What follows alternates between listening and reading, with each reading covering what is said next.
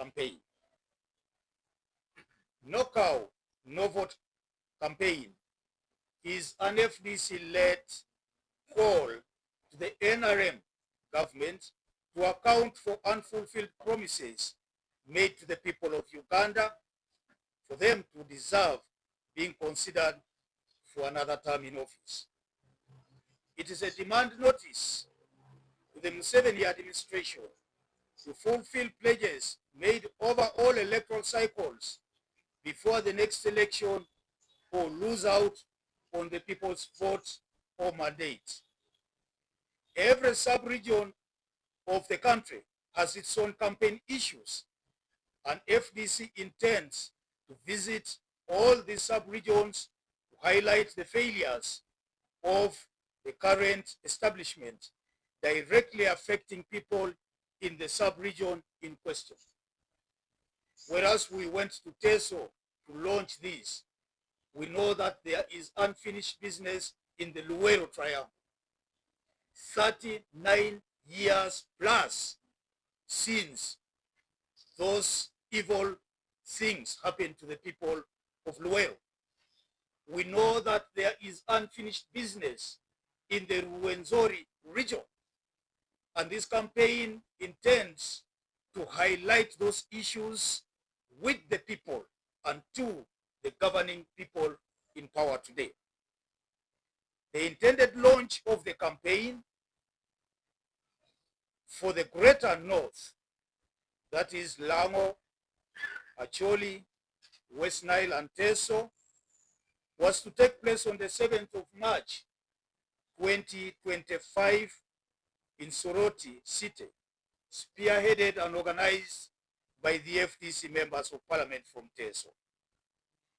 Unfortunately, the event was disrupted by police with their arrest, incarceration, and arraignment in court over trumped-up charges of the party president, myself, the Honorable Achom Joan Alobo, the city woman member of parliament for Soroti, the Honorable Jonathan Ebwalu, the MP for Soroti West, Mr. Sama Chaitum, the FDC chairman for Soroti City Northern Division, and 2 other members of the FDC,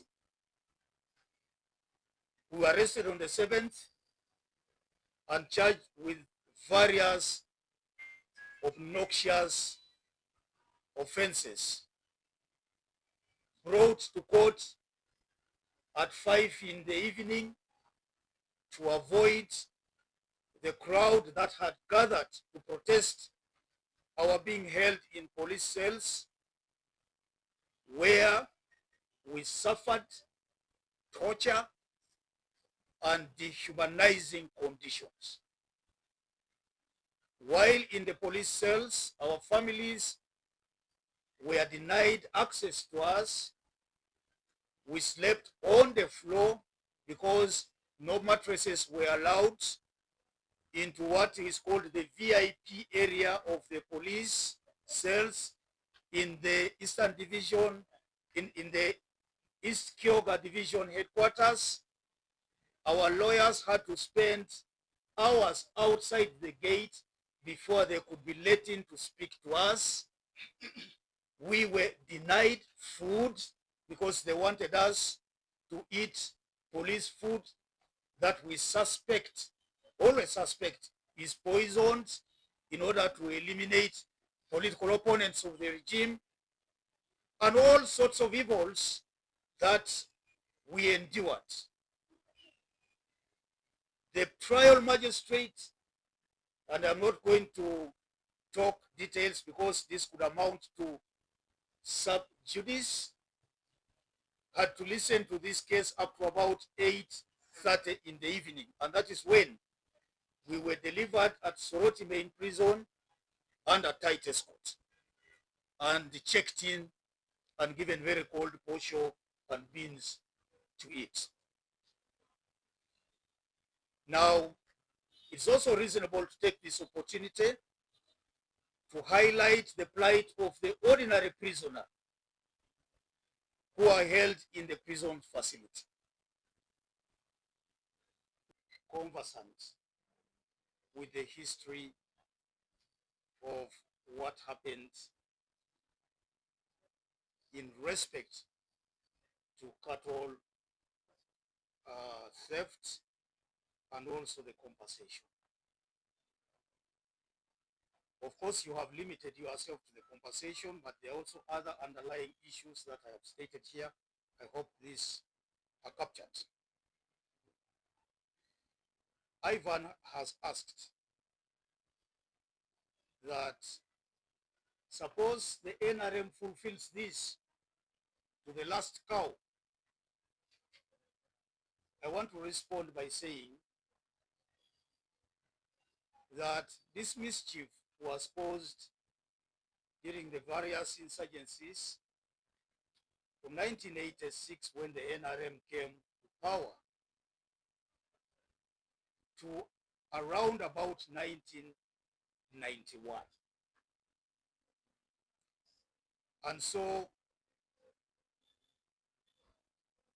this is a matter that has a history to it. The people of Teso, Acholi, and Lango have continued to demand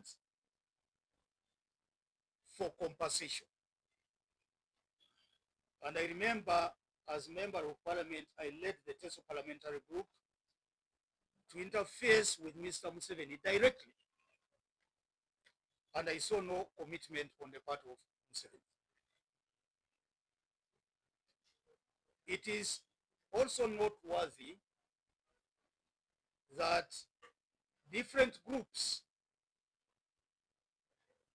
have gone to court,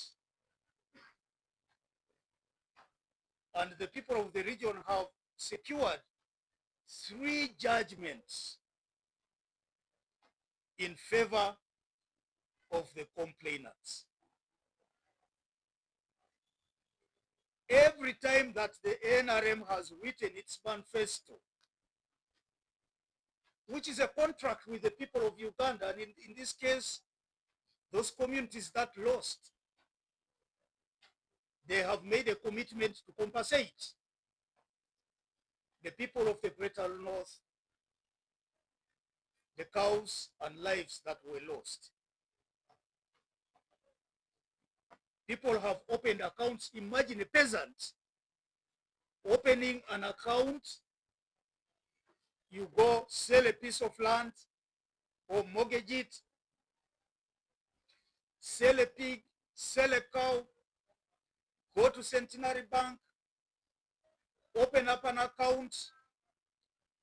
That account remains dormant for years and it's closed without a single coin going into that account. And how frustrating this is. Therefore, I personally do not see, in answering Olivia's question and also Ivan's question, I don't see NRM fulfilling its obligation within the 1 year that is left, or even less. And therefore, this must be made a campaign issue in these regions. We cannot avoid that, because the manifesto of NRM, which is a contract between NRM and the people of Uganda, would have been violated. And so, Isaac, the cows won't be paid in full. I want to tell you that the numbers were counted. There's just a single family of Muse Romano Opio from Ochero who lost 3,000 heads of cattle. 3,000 in a single day. After that happened, in a matter of hours, the old man's pressure rose and he collapsed and died. We were a rich nationality, you people. Now, broken down and put to our knees. We managed the education of our children. We took care of our families, the medical needs, the nutritional needs. We had beef to sell, we had milk to sell. Sadly, when the NRM came to power, we no longer see any of that happening.